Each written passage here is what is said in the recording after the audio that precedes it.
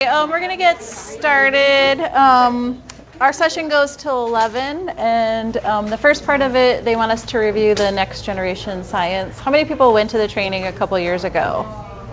So there's a few people. A few people? The clues chart. Yeah. Yep. And yeah. Okay. We just want to know how many. This is a review part. Okay, so we're going to start with an inclusion activity. We want you to think about something that you've done this summer that fits one of these prompts, or the face is lifted there. And then we want you to talk at your table about anything that fits there, and then say the prompt or make the face, whichever you'd like. And then we're going to share a few out. So go ahead, give you like using 5 that. minutes. Talk at your table, about 5 minutes. So.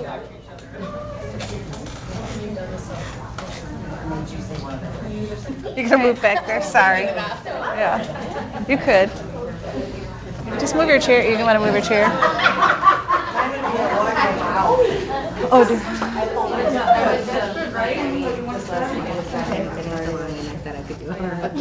So what are these? Put them up here. What are those?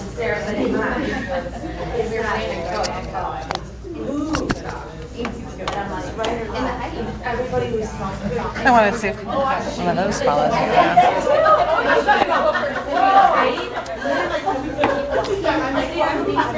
I think it's because yours has the P for presenter. Oh. We're just sharing right here. Yeah. We didn't. I thought it was 8:30 to 3:30. That's okay. I'm so sorry. We're all good. And then she's like, because of me, very sorry. We thought we were going to be here super early. We did. I was, no, we're 15 minutes early. And I was like, well, we're not early. Like, wait, what time is it start? We haven't done a whole lot. We went book shopping, and then we just did this.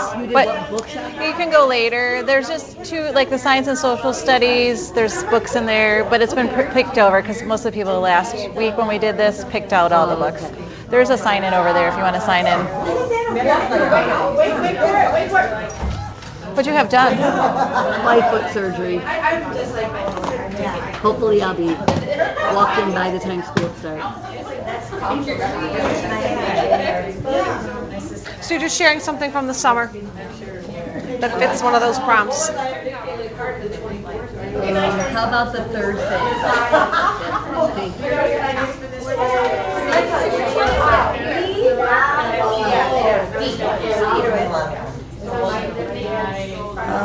How about this, right? Did this happen? That's what I thought the third phase was right.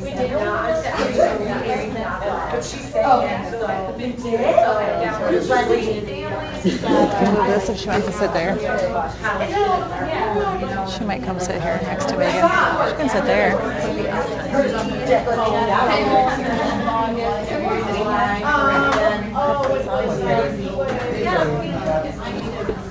All right, should we? Sure. All right, is there anybody who wants to share something from their summer? Anybody? Anyone want to share? Please, someone share. Go ahead, share. Okay. I did well. I went to Cedar Point with my 15-year-old, and it was not the same as it used to be. The rides were so different. Or the way I felt after the rides were not as fun as it used to be. Anyone else? I heard someone back there said they were going to share, right? No, I was just saying I went to Miami. I just got back last Friday, and I couldn't believe just walking around that everybody's smoking something. And I'm like, what are these big jars on the table? And Sarah's like, those are hookahs. And I kept calling them hookah. They're like, it's not hook up. It's hookah. And I'm on the beach, and I'm like, I smell like beer or something. My daughter's like, Mom, that would be pot. You don't smell beer on the beach. So I was just like, what?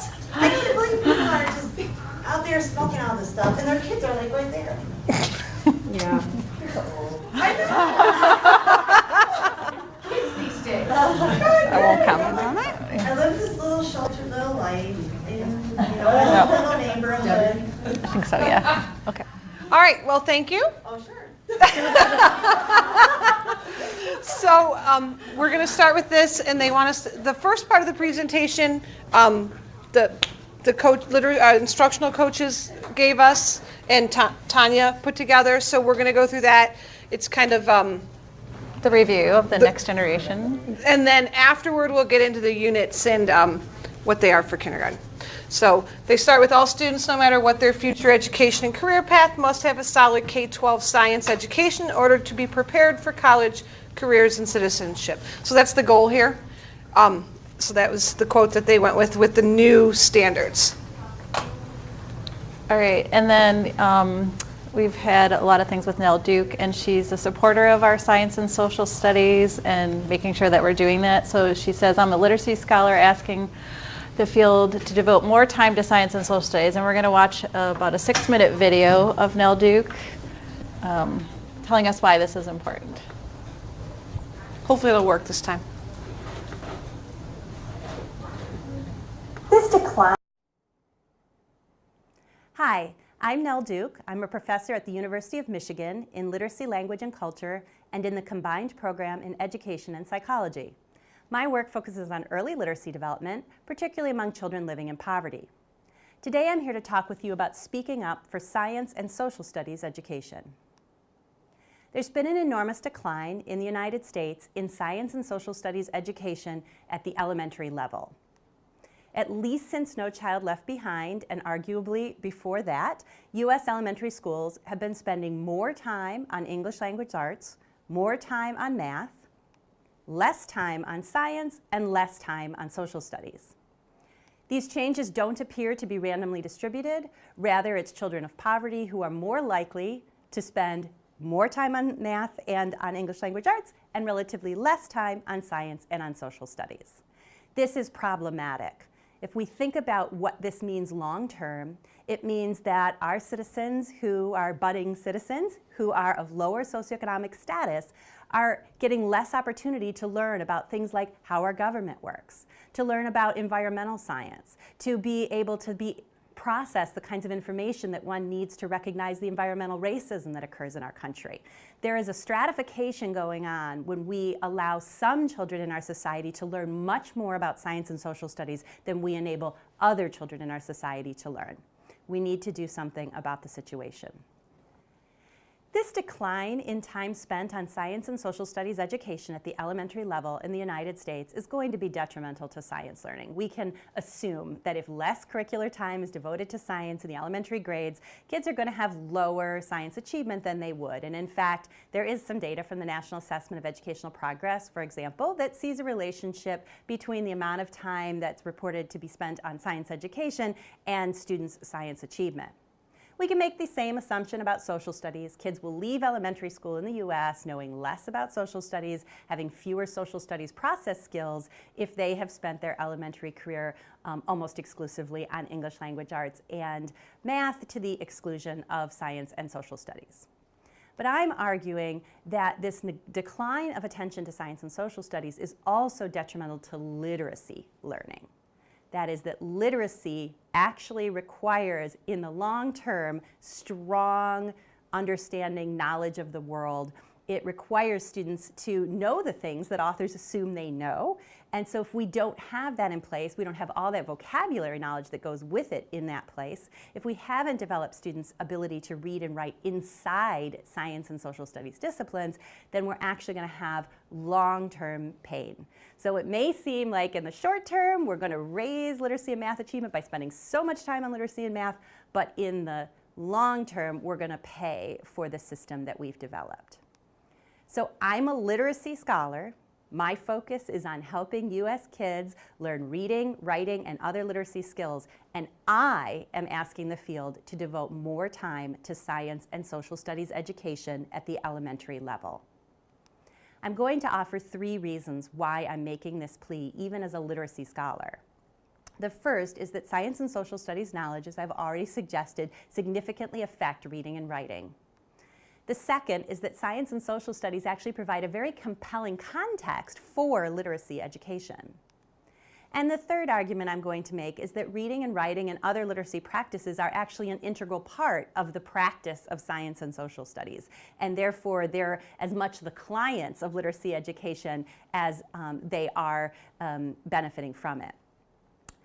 I would like to use this thought experiment to begin the first point. So if you would just read this passage and try to comprehend it.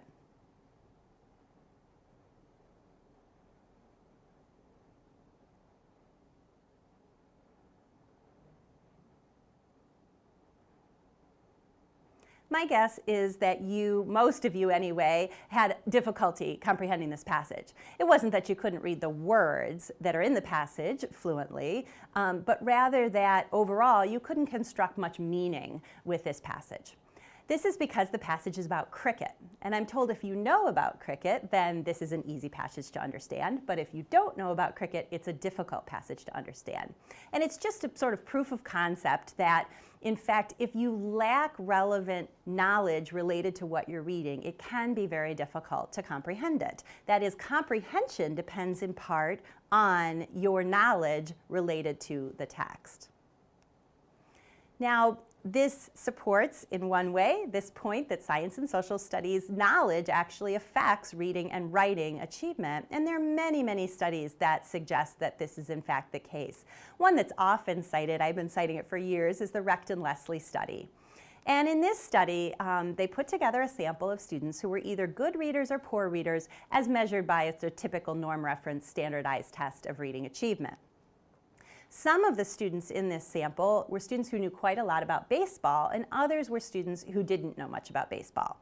And they made sure that the knowledge was distributed across each of the groups, good and poor readers. So you had good readers who knew a lot about baseball, you had good readers who didn't know a lot about baseball, poor readers who knew a lot about baseball, and poor readers who did not know a lot about baseball. Then all of the students were asked to read a passage that described about half an inning of a baseball game.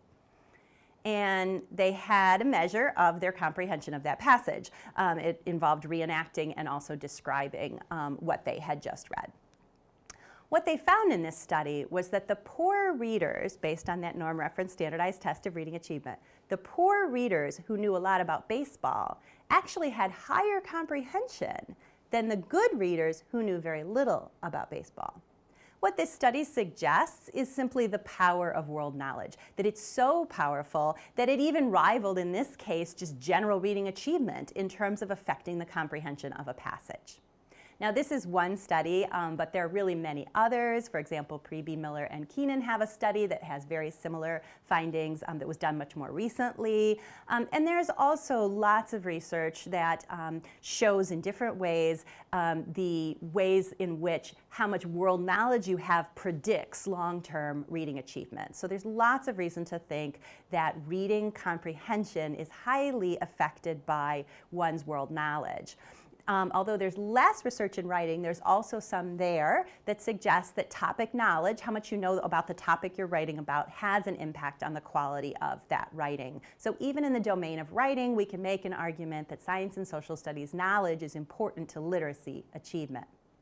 There are a number of reasons why we think that knowledge related to a passage is so influential on reading achievement, and I'm going to share some of those with you. So one way that knowledge is really helpful is in terms of processing vocabulary. So you can just handle vocabulary that you encounter when you have more conceptual knowledge, and of course you know more of the vocabulary. And thinking back to the example I gave with the cricket match, you can imagine that if you knew all of that information about cricket, and in particular if you knew those vocabulary words, the passage would have been easier for you to understand. We also have some evidence to suggest that more world knowledge actually allows you to handle new vocabulary better. So even if you don't know the words in the passage or in what you're reading, if you have high background knowledge, high knowledge relative to what you're reading, you'll be able to manage the new vocabulary you encounter more effectively. There's also evidence that inference generation, the sort of reading between the lines that we all have to do in order to comprehend, goes better when we have more relevant prior knowledge. We also have some indication that the ability to handle incoherence in text, or to handle texts that are not as well written as we would like, is stronger when we have more relevant background knowledge. And finally, the whole process of comprehension, for example, in Kinch's model, in which we create a text space and then a situation model when we are, or along with a situation model while we're comprehending, that process is facilitated by stronger relevant world knowledge. All right, so that kind of is their point, that we want to try to we spend all our time on language arts and math, but we really, really, really need to focus more on science and social studies also. So this is our plan for today. All right, so we're working on going over the next generation and the clues review. And so we're going to do those things, and then we'll go through 2 units today. We have a mini unit, What is a Scientist, and our first unit, which is going to be Weather and Climate. And we'll talk more about those later. We kind of got sidetracked at the last one. There were lots of questions. We'll answer all of those later on in the presentation. Oh, and there is a virtual parking lot. There is at the end for questions, either to us or the coaches or Tanya. You can put anything in there about supplies or anything that you're concerned about. Right. So we're going to start off reviewing Next Generation Science Standards and the clues chart. So the new standards are 3-dimensional. So think of them as a rope like that. Each one needs to be entwined together to learn what they need to learn. There's 3 different ones. There's the science and engineering practices, which are the behaviors, the disciplinary core ideas, which are the concepts, and then the cross-cutting concepts, which are the themes. Right. So we'll go into more detail on each one in a little bit. And this is showing you in a kindergarten one what that looks like. This took you right to the Next Generation Science website. So if you have time and you want to explore it more this summer, we can show you how to do that later if you really want to know. So in here, when you go into it, it'll have those 3 parts of the 3-dimensional for each unit, and it has the different parts for the science Very and engineering. Detailed and color coordinated. Yeah. So that's what it looks like on the website. Ours just have the words, so you'll see those in the units. Oops, my phone is. All right, moving on up. So the model we're using is the 5E model, where we want the kids to engage in the activity, explore it, be able to explain it, elaborate on it, and then some type of evaluation. And those are all linked together, just one at a time. And then you'll see those vocabulary words in the lessons too. All right, and then this is just explaining a little more about each of those, what it means. So we'll give you just a minute to look at it. Engaging, you're capturing the why and the how. Exploring is the what if, and let's test this out. That's the part the kids really like. Evaluating is demonstrating their understanding. Elaborating is just their deeper understanding, and explaining where they have to listen critically and talk about it. In our first week back, we're going to have another training that's about science, and it's sort of like the accountable talk, but it's going to be for science. So we'll have more of that coming up. So these are the 3 different areas that we talked about that are in each strand, and it kind of breaks it down as to what does that really mean. So the science and engineering practices are the what students do. The disciplinary core items are what we want the kids to know, and then the cross-cutting concepts are their thinking, how they're thinking, so that if you think of it that way, it's a little easier to understand. Go ahead. And a little bit more questions you'd ask at each level. We can also share this presentation with you. It's in the shared science folder. It's in they don't get that though, I don't think. I don't know. We'll see if you still have it. In the Google shared, I thought it was there because it says 100 people now. Okay, maybe there is. Okay. I will look for it. All right. Okay. And this is what she was talking about. Later on, they're going to do more training on productive talk based around science. So that's coming up I think August 27th, right? Yeah, first week when we're back at PD. And these are some of the things you'll be saying. I think because I observed, I predict, I'm wondering my prediction is, and it changed. And then here's the modeling. They want us to do a lot of science journals. So even in kindergarten, we're going to be using some science journals. They don't look like that. We used them last year, and Yeah, they didn't look like that. But the kids could tell you what they were thinking. Their pictures weren't always the best, but yes. Is it like a set journal that's going to be given to us, or is it something we like create, or is it just a Well, notebook? it's just a notebook. Okay. And there's 2 ways to do it. We'll show you later in the first unit how you want to do it. Some people want to use it as a packet and just have the packet that goes out. But the goal ultimately is that they want you using where you paste it in and use it that way. And when you see our units, we have all the pages. You can just, like Either way. for kindergarten, they're just going to fill something in and they're already created. They're just going to be cut and paste and then fill it in. Okay. Tanya, are they going to get notebooks? Because that was in our budget. The materials for this, then yes, they're getting it. Okay. So you should be getting a science notebook For each student. for each student. I believe you requested the composition. Yep. Yes. Okay. A softer one. Right. So. We will be using the clues chart. So anyone not know what the clues chart is in this room? Anyone new and not know? Megan? You know? Okay. She knows. Okay. So here's some examples of using it, and what do we think? What are we learning? What's our evidence? So we'll still be using that. And you can use it electronically or the big one like you got. And I think if you're a newer teacher, they're going to get them for the new people. Figure out. Okay. But there is the electronic version if you don't have a big one. We did put that into the unit. One unit, the environmental. It's in the ecosystem unit. We also linked it to these units. Yep. So you'll be able to get to the blank one. And are we still using that one? It's going to be updated. It's not updated yet. We only got through weather and energy, and then we got through part of the next unit, but we didn't finish even the second unit yet. The one that we got, Yeah, we're updating it. so don't use that one anymore. You can be creative on how you display. It depends if they give us more time to finish. You're using it until we get a new one. Okay. That's not until after. Yeah, that's supposed to be the Correct, third yes. one. So hopefully. So her question was about the ecosystem unit that we got a while ago. We are in the process of redoing that, but we did not get that far. So we only made it through the mini unit and the weather unit. So They work so hard. Well, we did halfway the and we did halfway through the other one, but it's halfway, so it's not ready Yeah. yet. So ultimately, the goal is that you'll have two more new units, but they're just not done yet.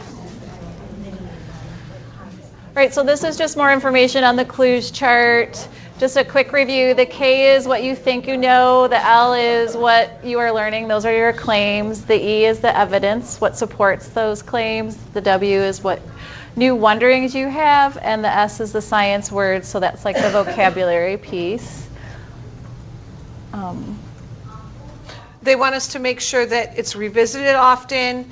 We're going to show you some examples that it can be used in other content areas, so you can use it in other areas other than science, and that it's up as an anchor chart for kids to reference. So here's an example of it used in social studies. Not in kindergarten. Not in kindergarten, but in social studies, the teacher has used it for that. So it can be used across content. And then this is like a beginning of the year about being responsible member of a group, how you could use it that way. And they had a book that they use with that one. And then These are, sorry, go ahead. these are just different ways people have used it in their room. So if they didn't want to use that big one that they gave us, they made their own that fit how they wanted to display it in their room. All right. So the first unit is a mini unit. It is not set up like this. It looks more like our writing and reading units. But once we get into the weather unit, this was the template we were given. So you'll kind of see it here. You'll have your DCIs, which are the what do we want kids to know. You'll have the unit question. It is divided into learning sets. And then there's questions for each learning set. And then over on the side, you've got your science and engineering practices. You'll see all of that in the unit when we get it to you. And then this is a template that we use K5. So if you switch grades, it'll be familiar. So Here's more of the template. And this is what the lesson will look like. So each learning set will have a certain number of lessons, and in there you'll have the materials, what prep you need to do ahead of time, and then what you're going to be doing. All right, we're ready for our first one. All right, so We have we're to ready show for them how our to get first one. into- We need to get you guys into Rubicon. We have a copy for each table, but they're not doing copies for everyone unless you want to print it on your own. So we need you to take out your laptop. We'll get you logged into Rubicon, and so- we'll show you where to get at it so that So you can find we it. have one hard copy because Rubicon was down last week, so we had to give. So if you want to see a hard copy, we have one hard copy. This is just one. Oh, it does. Okay, Just one good. hard copy if you want to look at it. Does anybody need help getting into Rubicon? Do you know how to get in, Megan? You're in. It's just one copy. Last week Rubicon was down, so everybody got a paper copy, but. Are you logged in so that we can walk them through? So what you're looking at here is the mini unit and then the other science units. And an estimated, we were very generous. We tried to take into consideration breaks, conferences, anything else that might be going on. So each unit in about when it should fit into the year, that you should have time to do it. So to get to the unit itself, once you're here, you click on the Over link here. that says, "What is a scientist?" And then that takes you to this. If you scroll down to where you're looking for where it says lesson sequence, and these are all where all the resources are. So everything that you need, you can open it and make a copy if you want, and save it for yourself. But there was, how many documents were there? 4. There's 4 different documents that go with this little unit. So click on the lesson plans, that's the easiest one. So what is a scientist lesson plan if you click here? So this, it's in Google Docs. You can have this pulled up straight Is that in the folder? It's in the folder. I mean, to make everybody's life easier, but I mean, it's good to know how to do this. So. They want you to know how to. Yeah, I get it. I just wanted to tell you guys that it's there too. Well, that's where we put it first, and then we had to link it. It's being linked from there. No, I'm sure this was a lot of work. So, yeah, we know it's there. Yeah. Okay. I will.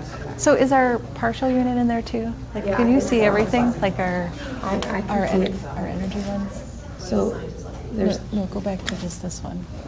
So are we into the lesson plan part of it yet? Okay. Yeah, so our partial. No, ones not in there yet? too. All right. Okay. And this is the one that we had. Yeah, but we haven't updated it at all. So we're gonna go in there. while we're waiting for the last This people one's to get in, partially updated. we just kind of want to run through. We tried, one second. We tried to make it as easy as we could. So when there's a resource that you would need, we linked it. So yeah, you might want to print one out, but if you print it out, you're not going to be able to get to the resource that you need. Okay, so this first unit is really just an introductory to like what is scientist and being a scientist and what scientists do, trying to teach kindergartners what that is. So our first session is really just getting out the notebook, and if you click on this link here, you'll go to a notebook cover. By grade. Yeah, and then science. So you would, and it has all the rest of the resources coming up, but that first notebook cover, what we did was it's smaller, so it would fit on the front of the composition book. I would have them all trimmed ahead of time, especially at the beginning of the year, and they just have to glue it on, write their name and color in the little picture. Which link? The link doesn't go underneath it. So you're going to start off by watching the science skills video. There's a link there to a Brain Pop video. Everybody's getting Brain Pop. It was approved in the budget so that you'll have access to that. So there is a lot of Brain Pop in our lessons, so you'll have access. And you'll probably want an if you don't already have an Epic account, a lot of the books that we list are from Epic. And every resource that's on here was put on a list for that. So a lot of questions came up, well, will you have that? That was the goal. It was put on the list. If it's not linked to an Epic book or a video of some sort, then you will be getting it. The materials, so we won't be getting kits from ECA anymore. Materials for the science units will come in these bins. And then you'll store them yourself per classroom. I know. Someone asked if it's just one bin. We don't know until we find out how big all the materials are. And then every year, if you wanna any of edit the anything, make a copy. stuff that needs I to don't be think you guys can rebought edit will be in that. repurchased It's gonna be editable to you and guys. put in there. Is that right, Tanya? Okay. There will also be building bins that will look different. And if there are supplies, like for example, I know that there are 2 grades that use stopwatches. We're not going to buy stopwatches for 2 different grades. We know they're using them at different times of the year. So there's going to be some shared resources. They'll be clearly labeled, like stopwatches. 3rd grade uses for this unit, 5th grade uses for this unit.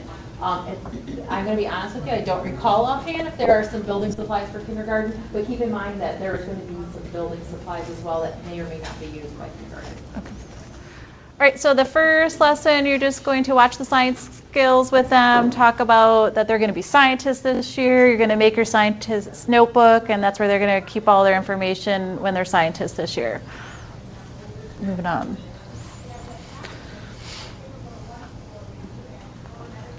Now, I think she said earlier, in this unit, we put a smaller version of the page so that you could reference it quickly, but there's also a link to a full-sized page too. The ones in here are sometimes hard to cut and paste in, so they have a little. Sometimes they'll have a little bit of the bottom cut off. If you use the resource packet that comes as a separate file, that would probably be better. But if you're going to make it small, then you need to shrink it on your printer. All right, so moving into our second lesson, we're going to read this book called The Looking Book. This is the only book that we were not able to get for everybody, so our solution for that is Deb, it's a good thing you're in here, is reading it and making a YouTube video, so you'll have access. If you want to try to purchase it, they are on Amazon. Couldn't get it because it's out of print, and the only way to get it is used. And with the amount we needed, it needed to come from different sellers, and that couldn't happen. So when we bought it, it was $7, but last week when we were at training, it was really expensive.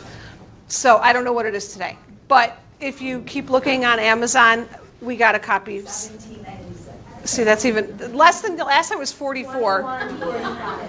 And when we bought it, it was $7. It was $7 just like a month ago. So, but Deb is going to record it, and you can just use the YouTube video for that.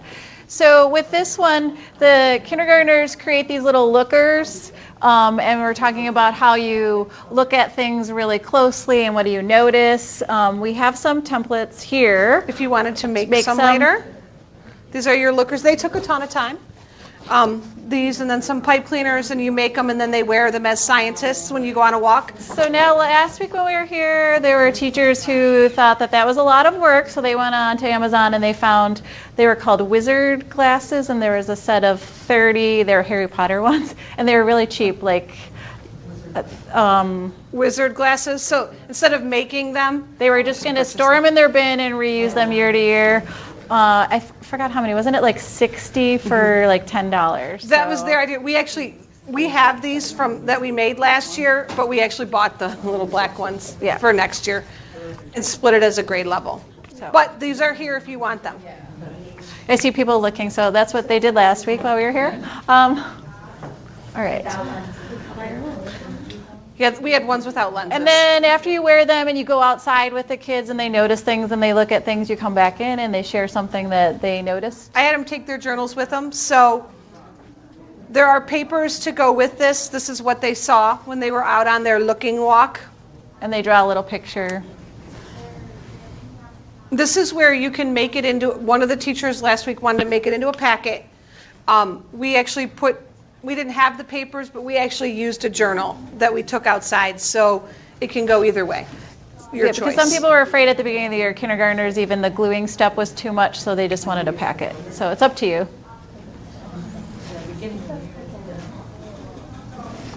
Do you need a computer? You can use mine. Do you want to use mine? I don't know. It's okay. Okay. Thank you. Mm-hmm. All right, moving on to our lesson 3. there's going to be a book called What is a Scientist? And we're going to start reading that and creating an anchor chart. So all the pieces for the anchor chart are in the materials that you have. And the first one, when you read What is a Scientist, you look at it and ask them what they notice. We want them to be thinking that they're scientists. Can you show them the resource packet real quick? I know we showed it to you once before, but the anchor, and you can use your own anchor chart if you wanted to create your own. We just gave you an idea. So this is the pieces that went with the anchor chart. We are a scientist with the picture, and then each of the things that you're going to be adding as they do it using your 5 senses. So the pieces are there. Someone asked us if once we made a different one last year. Once we make it, we can add a picture of it, but it's not made yet. So it's all there if you want it, along with the journal pages and anything else that you might need. And then the Lookers templates in here too. Well, you can take some of those today if you're going to make them. Let's see what else was in here. And then the anchor charts also just separately. If you it's just in want there the if you anchor just chart. want to go to this part too. So if it's easier for you to print that way. Whichever, yeah, we tried to give it in different ways. All right. So in this one, you're going to use that one page. Let me go back to it. And you're going to kind of focus on that when you're a scientist, you see things, you think about things, and you wonder. It's going to start getting ready for the clues chart too, having those.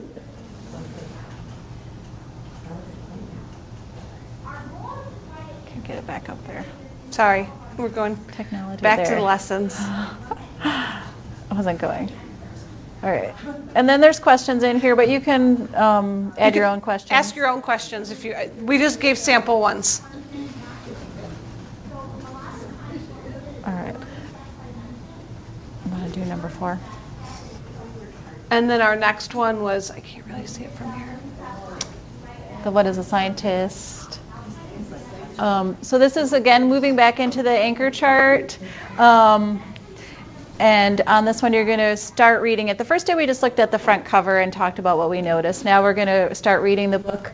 And you ask the kids, what are the scientists doing on each page?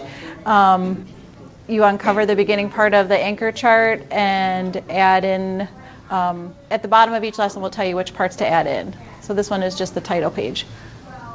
And they're going to draw a picture of what a scientist looks like and add that into their notebook. So this is what they think a scientist looks like. Hopefully they're going to draw themselves. You want to do this one? I can't read it from here. So then we start going into scientists use their 5 senses. So we Celery. use a lot of celery in this, so the celery will also be coming to you. So they're going to do some observations with celery. Originally it was split day by day. One day you looked at it, the next day you touched it. So we tried to combine them because it became a lot of celery and they got really bored with it because they can look and touch on the same day. As a matter of fact, they're probably going to look and touch on the same day. So we tried to put those together. So you'll pass out the celery, you'll do some talking about scientist work, and then there are journal pages that either packet-wise or in their science journal, they can draw what they see as I'm getting there. seeing. The first day was It's all on the one page. Remember? It's coming. There. So this is all, we really condensed it. So what do they see? What did they feel? What did they hear? And what did they smell? We did not do taste. If you would like to add taste to it, you can. But we didn't add it because allergies. The kids might not want to taste it. But you can use that. We don't want scientists tasting materials generally. That's not the object of that. There's a lot of things that could be damaging to them in science. So you don't want to teach them that it's okay to taste chemicals. Not that we're using any. So we just want them to start getting into routines of what scientists do. So you want to use all your senses when you're a scientist. And then our next one. I gotta get there. So, is this the Celery. stalks?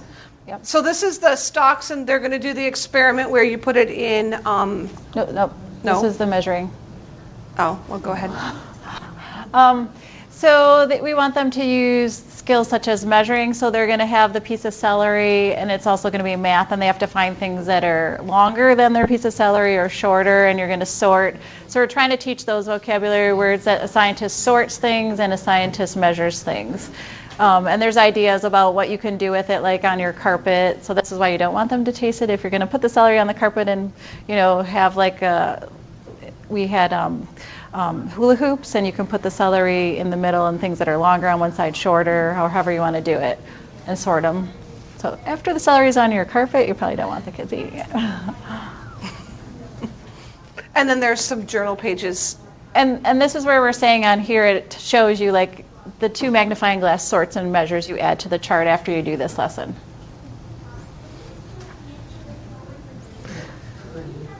Oh, there was no sheet for that. No sheet for that one, sorry. That's more of a hands-on one. Okay. This is the other one if you want to talk about it. So this is where you're going to predict. You're going to get the celery. They have to predict what will happen, because we're talking about scientists make predictions. So predict what they think will happen to the celery when you put it in Water with food red coloring. Water with food coloring. So they have to predict and then share, ask questions about it. Now, the only thing I can say is this took longer than it originally. I think it said put it in for like 2 hours or 3 hours. It took longer than that. We actually had to put it in. I went back to it the next day, and it still didn't have quite what we were looking for. So we held off and waited another day. Used lots of food coloring. I think it said 3 drops or something. 3 drops was not enough. I just started putting lots and lots of food coloring in the thing, and it did do it. So we tried to make these as simple. When our kids did this, their celery pictures, we didn't have pre-done pictures. So they had very interesting pictures of what their celery looked like, because they were struggling with even drawing the celery. So we tried to make it a little bit easier, giving them a piece of celery so that they can just draw in what they think will happen. Will happen with the red water. So that's the predicting is the first day. Then you set it up, you let the celery do its thing. Then you come back to showing them what really happened to the celery. There's some questions you can ask. We'll give you time to look through the units in more detail later. And then this is where I told you it cut off on the bottom. So if you want a page without little missing black, it's in the resource file. This is where they predict, this is what actually happened to their celery. So they can draw, generally there were like red lines going up it, and then the leaves were red. And they can make little red water too. Trying to make it easy for them. Okay.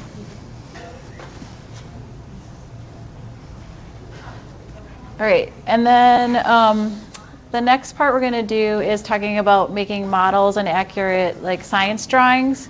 So what they're going to do is they're going to create a model, and you're going to give them like lots of blocks and stuff from your room, Legos and different kinds of blocks. We used all Unifix cubes, and that was too easy because they were all the same size. So you want to use like different size blocks and stuff, and then they have to draw a picture in their notebook. And the point is that they have to make it accurate, because the next day their partner is going to rebuild the model based just from the picture. So if they don't do size and color and how they want it, then the partner the next day is not going to be able to make the model. You'll also want them to take a picture of their model, because their drawing might not be perfect. So the next day they can try it from their drawing, and then they can look at the picture to see how accurate they were. So we want them to be able to start using their science notebook and being really accurate with what they put in it, is the point of this lesson. Like she said, we did a Unifix cubes. It was quick. They put like 10 different Unifix cubes, colored one, red, black, red, black, red, black. The next day they were done in 2 seconds. It didn't quite fit what we wanted them to do. So there's the journal page where they draw their model. This will require we were trying to think organization, but so we came up with, don't forget that whatever the table is, whoever they're sharing with, do not put all once they make their model, keep a bag of what pieces were used in their model. Otherwise, if you throw it back into one container, I'm not sure they'll ever find, I don't know about my Legos and blocks, but they're huge containers of pieces. So we thought just storing their pieces in their bag so that the next day they have the pieces that go into their model. But it's really, everyone will probably figure out their own way. of management, but that was kind of our idea.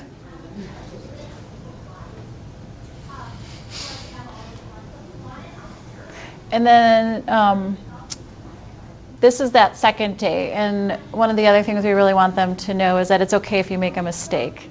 So that you want to improve it and you can have somebody help you. So that's why they're doing this as a partner activity. So if they can't figure it out, to ask somebody else for help, and that you don't have to be perfect, and that that's part of science, is that you have to explore and investigate and make mistakes and have somebody help you. Add to your model. So, your partner couldn't make your model. What were they lacking? And you can go back and fix the model that you drew. And those are the two things you're going to have: learn from mistakes and keep trying. I think that's it. Is that it? Oh, nope, 11. Oh, yeah. This is the wrap up. What is it? Just the conclusion that we're all scientists. Oh, yeah, this is the conclusion. So this is where you just review everything that you've done. And hopefully their picture will be a little bit more detailed. Their notebook is just them as a scientist. So all the things we've talked about, maybe with the magnifying glass, but there's a page for them to draw themselves as a scientist. Like I said, this is just a short mini unit to get them ready to be scientists and excited about science for the year. So we can, about 2 weeks. Yeah. Any questions? So we're going to, This is super cute. Yeah. I did something similar when I taught third grade. We had to do what is a scientist. They all drew like crazy mad scientists. But this is really cute. It's real user friendly. I think kids will love it. Good job. Hopefully. We've done some of it, and this is a work in progress too. So anything you see here, we did some of these pieces last year, but the pages are all new, so we will go back, get your comments at the end. All those things that didn't work, we can revamp. and I think that that's what they want, Tanya wants for this year, is that as we do these 3 new units, to get feedback so that we can update them and fix them. After And there were we're a here. ton of ideas just from the group who was here last week, ideas that we didn't even think about that we can add in as little tips. The glasses, I can't remember, what were some of the, there were some of the other ones in the We weather added unit. them in already, so. We added them in already. already did. So any ideas that you have, we can put in and we'll just redesign them. And as you go, you know that you're going to come up with better ways to do things. We just, It's a work in progress. yeah. Right. Our thinking process is what we thought we should do, but sometimes that's not actually quite how it works. Are we going to have a pacing guide for the science unit? That was that first chart that we had in Atlas that, Is it still up? I can go back to it. I think It was the unit calendar? Yeah. this one. Right there. So like what is a scientist is supposed to be sometime like September, October, but as you see, like there's 5 weeks and it really only takes 2. And if you push it out, that's okay too, like if you want to wait till closer to the end of September. None So, of these are set in stone, so we're gonna work, but we want quality over quantity. So we're gonna based on, if we don't get all the way through, no worries, we'll get there next year. And the report cards will reflect the new units.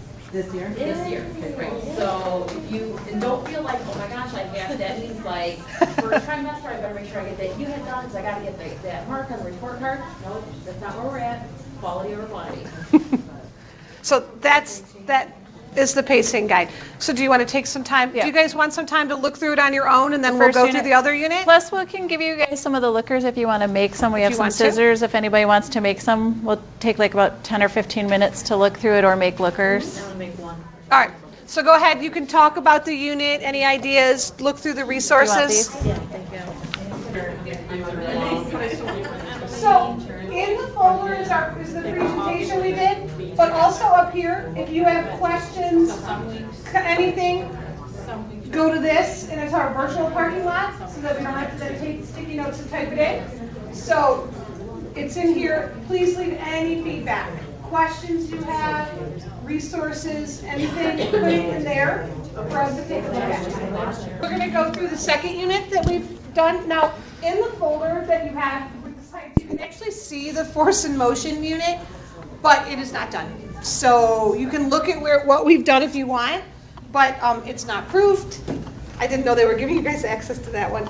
There's probably typos, so don't print that one out, please, because it's not ready. So the second unit we're going to go over is the weather and climate and sun's energy. So if you're in Atlas, you're just going to click on the second one. And then scroll down to lesson Lessons. sequence, yes. And then there's a bunch of resources for this one. Go past it. So this one has more resources because the different weathers have different presentations. Okay, I'm not So- finding it. Oh, there it is. I don't know if, Yeah, so there's all yes, those the things. lesson plans, yeah, that's what you'll want to look at first. But with each lesson is a bunch of stuff, sorry. And we have one hard copy again left from last week when Atlas was down, so I'll give one hard copy to each table again.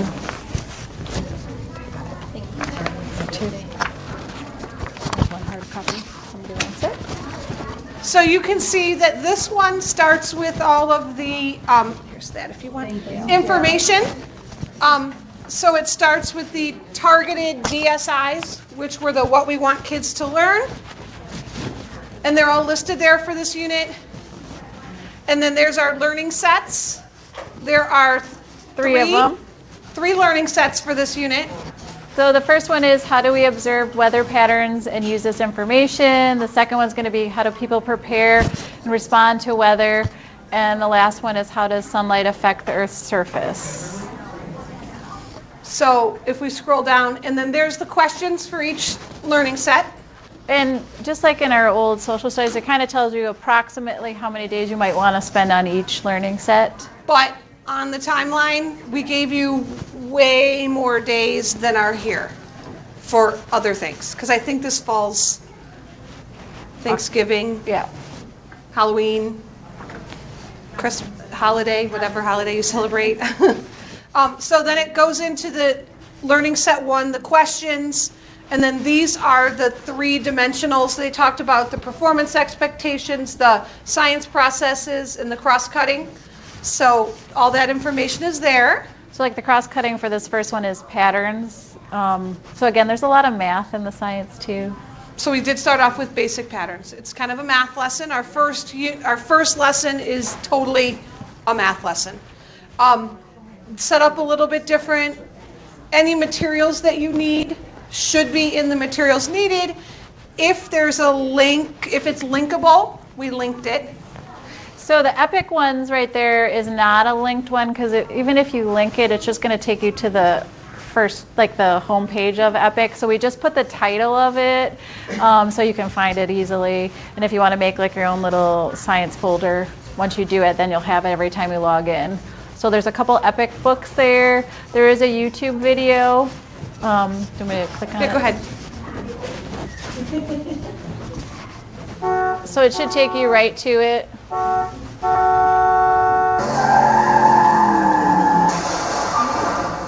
It's a pattern book.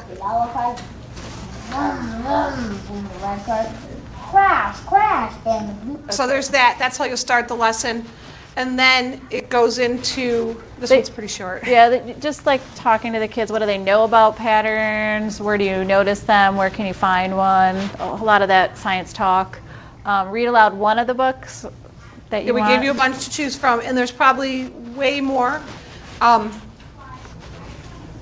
get it to go. We just tried to add ones that we tried to add at least some that you have access to, but there's so many other books that you could use instead. But the district's not going to get those unless you have to have them yourself. So that's a quick lesson. And then we just, added a tip, like if you have your choice time, just to have stuff out because it's the beginning of the year and they like to play with things and build patterns and stuff. So give them time to explore after the lesson.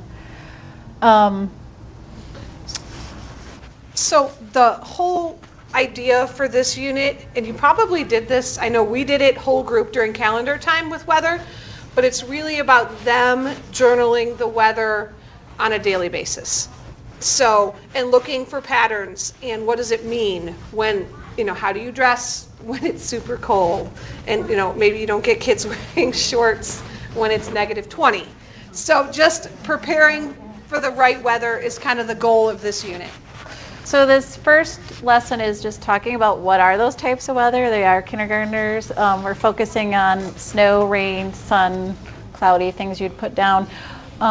We have links in here. We have a slideshow. So if you link to this, we want to get into that science talk. So they're looking at the pictures and what do you notice? So we want them to notice that it's raining without us just saying that it's raining. We're trying to get them to pinpoint the different types of weather without telling them what the different types of weather are. And we did try to stick with weather, although there was one we did hurricane, weather they would see here. So we don't talk about tsunamis. We did put a picture of hurricanes in though, but try to focus, the main focus once we get more into it is weather that they would see here. So you'll show them the slideshow, talk about what they notice, what type of weather it is, and then you're going to make a chart about those types of weather that they probably will see. And then there's a journal page. Again, it's linked here. It's linked to the resource packet. So these are all the journal pages that you would need.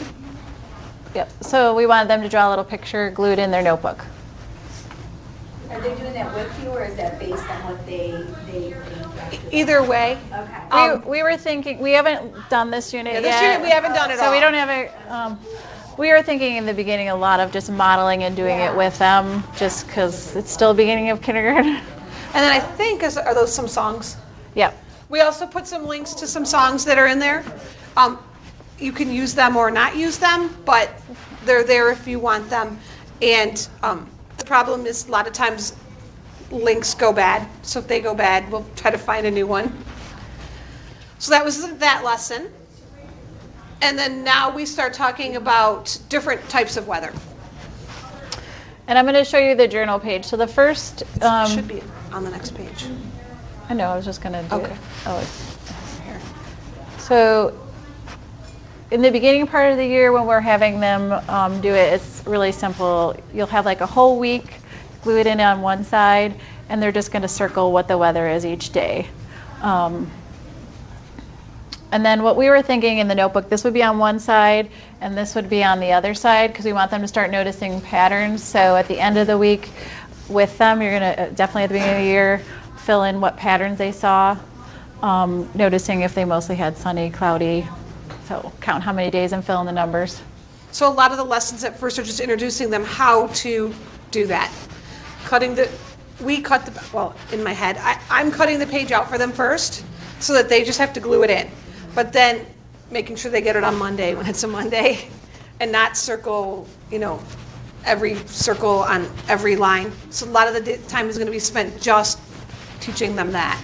And again, this is like teaching them that we as scientists have to collect data. We can't just say, it's sunny every day. You have to collect data and have something to back up what you're saying.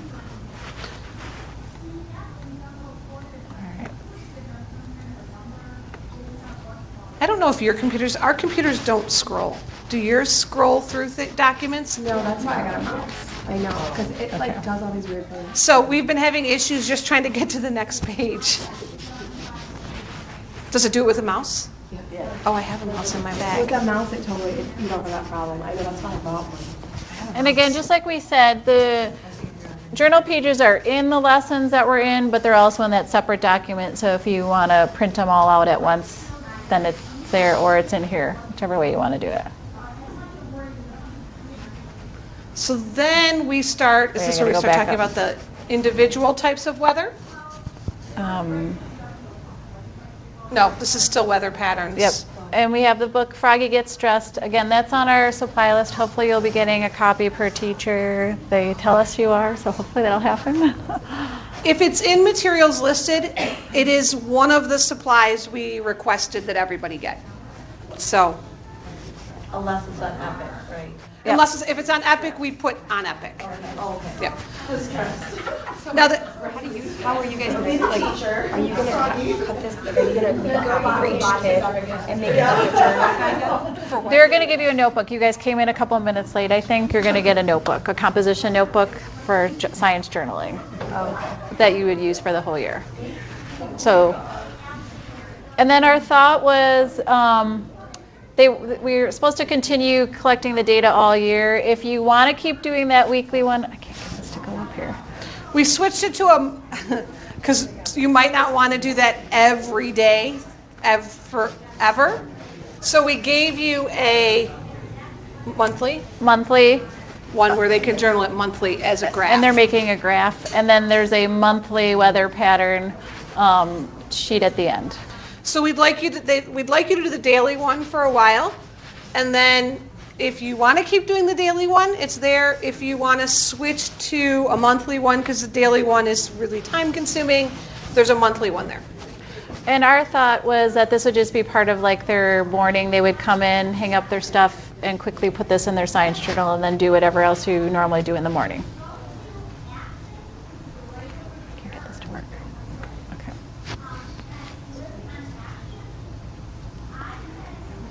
Sorry, we're Struggling with our scrolling. All right, so there's your choices. Page 12. On mine is Yeah, mine is too. like this. Or yours is see when the top part's cut off. Mine is Which one? Up here. We have it as So see how I can see Catherine here? And I was wondering if she delete, like space. Yeah, mine. I don't know if that's like. I don't know.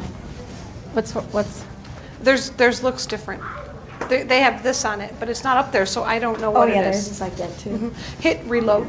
We don't have like the full weekly page. So can you see how there's? Oh, I see what you're saying. It shows you, and it shows that you're in here interactive, and then it shows. I think you must have spaced too much. This is a view only. So you must have added spaces. Go back up. It's on page 4. But you won't print it off that though. Yeah, You'll you. print it off So slides. now hit. You can print it off either place. I thought you guys did it tight so you could just have it. We did it both ways. you want me to take out No, spaces I'm here? just saying, I don't think you guys have to fix it. No. Well, there it goes. Well, we would like everything to look good. No, I'm just saying, I thought you wanted it just. Okay, that's good. Yeah, right there. But now hers looks funny. I don't know. That doesn't look funny. Yes, it does. This is the top. Oh. Right. We can fix that. It's also in the resource packet, so I don't know why it's doing that. So it's in that slideshow This one here. when you clicked on it at the top of the lesson. So can you go to the lesson itself real quick? Yep. The journal Not pages. real quick, but I can go there. Right there. So this has all the, if that happens again and there's a spacing issue, Yeah. I find that Google gives me terrible time when you insert pictures. So I'm sure that's what it is. So a lot of people, like grades, did not insert pictures because of the issue with Google.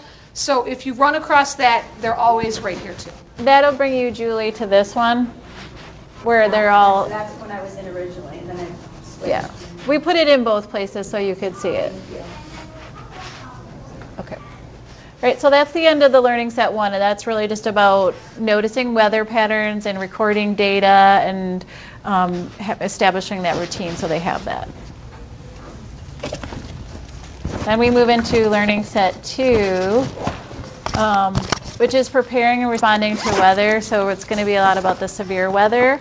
And if you, we have some slideshows we created to show those. There's all the.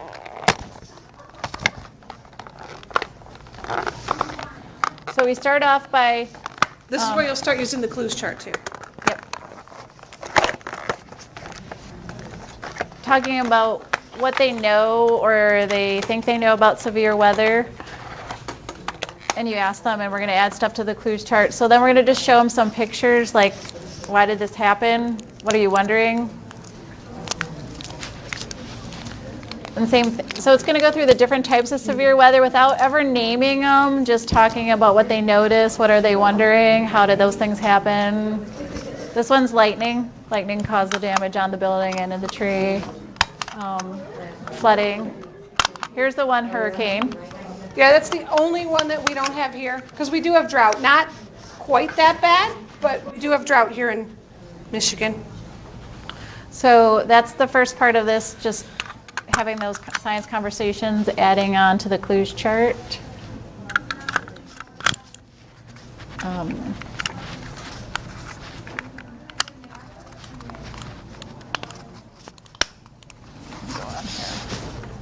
And then there's a link to reading the book, What is Severe Weather, and that's on Epic.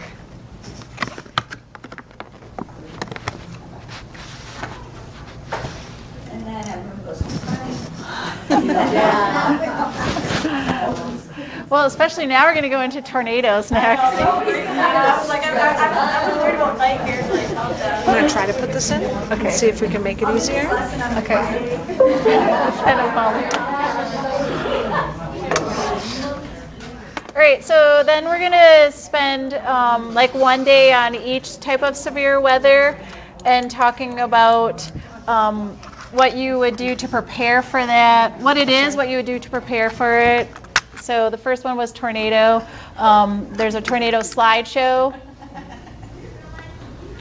And when you go in here, we try to make it really user-friendly for you guys. Like if there's something you should click on, like click on this picture for a quick little video. We're trying not to scare them. We looked through a lot of tornado videos. yeah, it's hard. This was an Elmo one.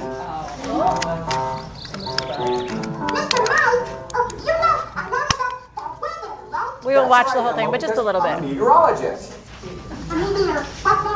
A meteorologist. It's a person that studies the weather and tells people what's happening. And there are all different types of weather. Oh, even big storms? Even big storms, Elmo. Oh, but I'm about this kind of storm that's called like a, what is it, it's like a twisty something? Oh, you mean a twister, also known as a tornado? Yeah. Well, wait a minute. Okay. What's a tornado?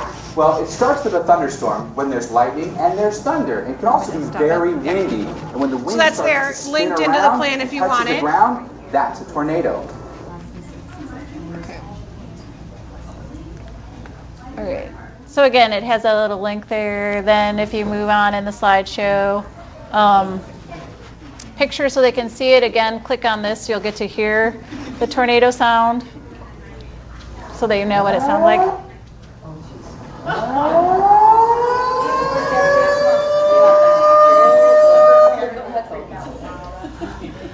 And you don't have to do the whole, it's like, I don't know how many minutes, just do a little bit of it like You don't that. need the whole demonstration of it. I think it's a long tornado video.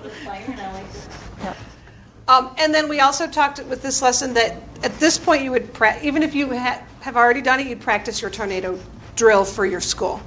Yep. In your classroom.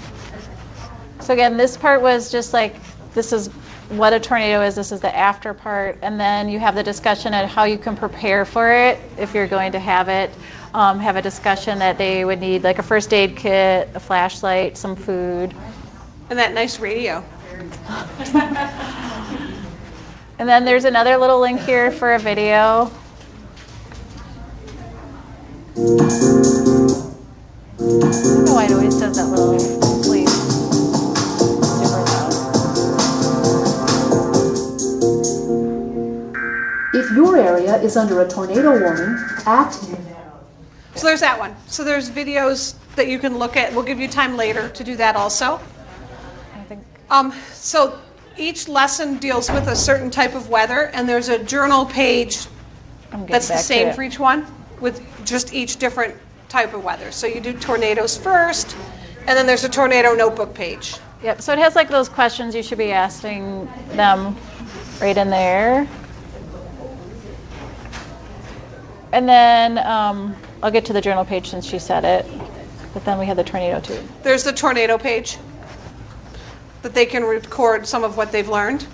So what happens, how they can prepare, and how they can stay safe. So if they could draw a little picture if they can in each one. In this lesson too, we're trying to make some more hands-on because watching weather and learning about weather is not super hands-on. So we have making a tornado tube, and you're supposed to get the little tornado tubes, but you'll have to bring two 2-liter bottles. So we don't have those coming to you. So yeah, we tried to find a few activities that were more hands-on, but weather types are not all that hands-on. And then we have the book Otis and the Tornado coming if you want to use that as an ending to this lesson about tornadoes. And then it goes through each one. So the next one is blizzards. Same concept. There's a slideshow that goes with it. With similar, looks similar to what the other one looks like. Different links for different things. So like there'll be a little video here. Click on this for the video. And then the page looks the same, except that it says blizzards instead of... Oh, that link to the whole thing. I'll just scroll. Yeah.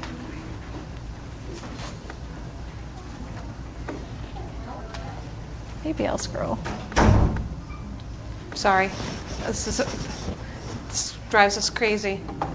I can't get the mouse to work. Do you want to use mine? I have one. It didn't register. I have a little thing. I did. I put it right in there. Okay, so yeah, there's the same journal page. Then it's into thunderstorms, and it follows the same format. Thunderstorm slideshow, notebook page. And there's different books for different things linked in them or suggested. So each lesson's same idea, different type of weather.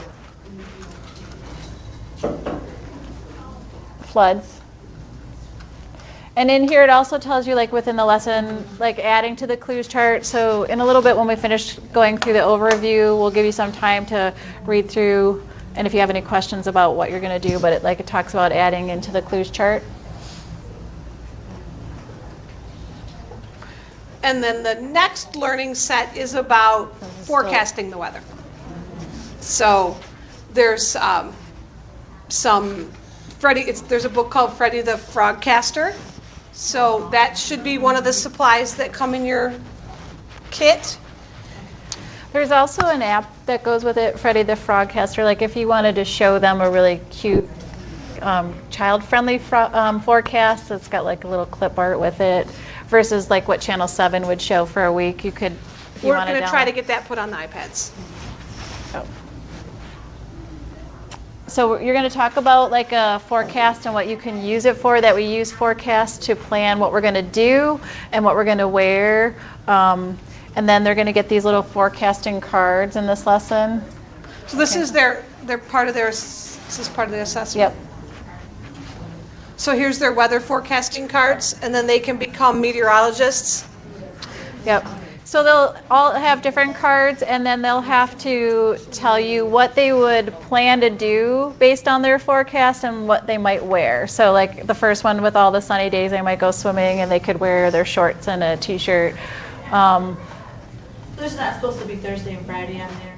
No, it's just like a simple forecast, knowing that they can plan what to do for those. They just need to be able to tell you or the class what they're going to do if this is their forecast they got, because there's lots of forecasts. This is just one page. So each kid can have one and they're a little different. So like if you have this one and you have snowflakes, you might go sledding. So, and they can be specific, like on Tuesday it's raining, so I'm going to go to the movies. And yeah. And what we put in a tip is you might want to like laminate these and just use them from year to year. And then into the next learning set, which is that sunlight affects the Earth's surface. So this one has a couple experiments in it. And the culminating assessment is making a shade structure. So they'll be creating a shade structure with this one. So the first lesson talks about sunlight. There's a slideshow that goes with it if you want to use that. Talks about adding to the clues chart. Do you want me to go to this slideshow? Sure. All right. So again, you start off, what does the sun do? And then we do have the answer for it. Again, trying to get them to think about what shade does. How is it made? What's making the shade? A lot of pictures of what's making the shade.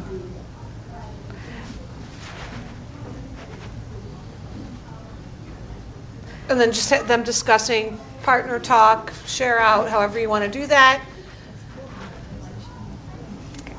So I can go back. I have so many tabs open. All right. And And there's a you'll lot. be able to look at this in more detail later. We're just trying to speed through for you.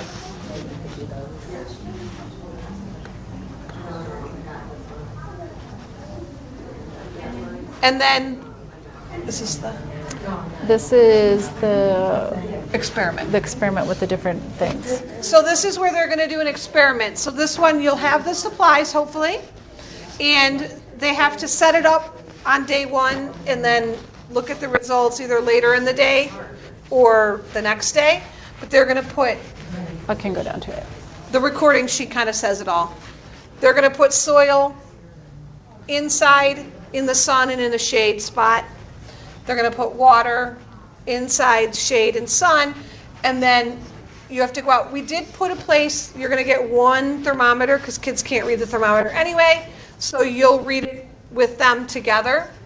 And if you want to, the line there's for the temperature. If you wanted to talk temperature, you don't have to fill that in. But then the difference that inside versus in the sun, hot, cold, so they're going to do that experiment with rocks and sand. They can feel it too, like the soil. They can feel it, yep. And you could have the temperature. So these are all supplies that you should be getting that will go into your kit. You'll have trays to carry it on. And this we were thinking definitely would be just done together as a whole group, like talking about it. We're hoping that they'll start to notice that the sun stuff is going to be the warmest. The stuff that's in the direct sunlight. And who knows what the inside will be. I guess it depends on your room. On your room. But ultimately, we're hoping that the results will show hot, warm, cold. But we haven't done it yet, so we don't know. Yeah, we haven't done it yet. What, is this October, you think, November? This one, Probably yeah. November. So you're going to definitely have to try to plan for a sunny day so that they get some sun. All right.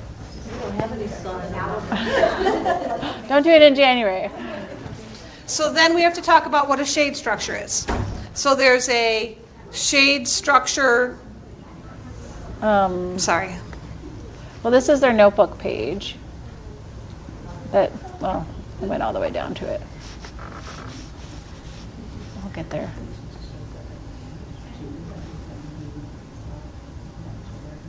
This is a little pocket for their notebook. So this will be the pocket, and then they'll put some different shade structures into the pocket after you've talked about the different kinds of shade structures. There is a shade structure presentation. Right. So they're learning how you can create shade. Some of it's man-made, and some of it's just natural by like a tree. So because we're gonna eventually make our own shade structures. I think that this is part of that first part. It's just at the bottom part. The shade structures are in here. Yeah, at the very bottom is the part about shade structures. Here. So when you get here, what are shade structures? And you can have a conversation how the shade is being created. Object is to reduce the light and the heat. So then, once hopefully their experiment will come out the way it's supposed to, hot in the sun, colder in the shade. If not, then, I don't know, make it work. There could be different reasons for that if it wasn't a super sunny day. So you could talk about those things. Then we go into... So the final part of this is that they're going to create a shade structure, and you're going to have sand, and that it has the shade to make the sand not get as hot. So there is a note that goes with this. So the link is right there. You can use our note. You can create your own note, make a copy, edit it any way you want. at the bottom of this notebook. But you might want to send it home early to get supplies, because you're going to get your shade structure supplies from the parents. So here's the note that goes with it. It's just asking for cereal boxes, paper towel rolls, toothpicks, coffee filters, masking tape, popsicle sticks, foil, cardstock, anything they can use to create the shade structure. If you want to edit this, you just have to make a copy, and then you could edit it, because the one in the folder is not, you just have view only. And then we're expecting them to make this in class. Yes. We're gonna as do a it. group. Each table So- will make their own. Yep, they're going to draw a picture of what they're planning for their shade structure. If your kids can write some words, either like what they made it out of. Let me go back to this. Okay. And this will take a while. So these lessons will be spread out.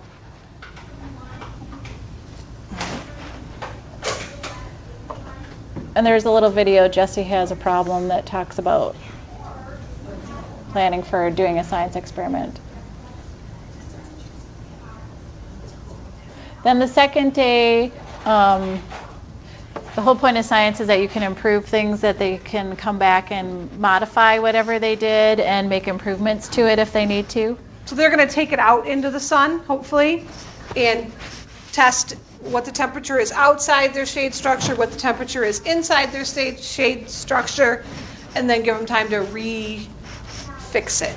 So you'll have like a aluminum tray is what I think we ended up with. So you'll put the shade structure over half of it, and you'll have sand, and the other half will just not be under the shade, and they'll have to measure the temperature there, either by feel or if you want to help them with thermometers. So this is the improvement page. Then you have a rubric to assess them on it and how they did. So I think that's it. Is that it? All right. Does anybody have any questions? That was it. Yep. That's it. So that's the next unit. So we have about an hour. You're here till 11. So you can look through it. You can make lookers. You can talk about any science. If you want to look at the other one is in there, the force and motion one. Just know that it's not done. So there might be some errors. And it's basically time to talk amongst your table. And maybe start doing some planning. Oh, thank you. When, for the force and motion, are we still using the rams and cars that we have, or no? No. Okay. Yeah, if you want to look through what we've done so far, you can see that that's not part of it. Okay. A lot of the cars are broken. The ramps are warping. So we tried to do some, there is an experiment in there set up with, the idea is the same, but we set it up where you'll get sandpaper, what else? You're going to use crinkled paper. Crinkled paper, tin foil, and you'll run cars down it to see. So similar idea, but hopefully with materials that actually work. I think we were doing like with clipboards and just books. But if you still have your ramps and you want to use that, you can. But we don't know whose ramps are still working and whose aren't. So it's your time to meet, plan, do whatever you want. And if you have questions, let us know. We can help you out. And then they really don't want us to leave till maybe like 5 till 11 you can leave, but not before that. Yes. So.